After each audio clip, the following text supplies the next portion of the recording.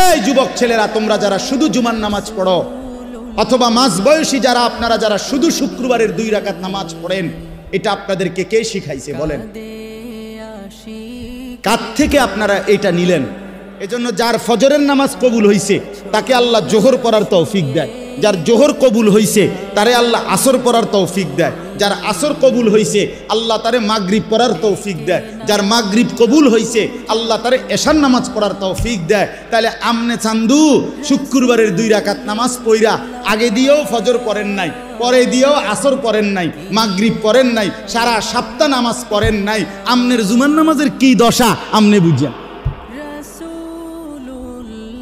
হ্যাঁ, কে বলছে বলেন? কোন আলেমে দিন কোনদিন আপনাদেরকে বলছে যে এক মুসলমানের জন্য নামাজ শুধু শুক্রবারে? কথা বলেন না কেন? তাহলে এটা আপনারা কোত্থেকে নিলেন? কিভাবে নিলেন আপনারা? মসজিদগুলো দোতলা হয়, শুক্রবারে জাগা হয় না। মসজিদ ভাঙ্গা নতুন মসজিদ হয়।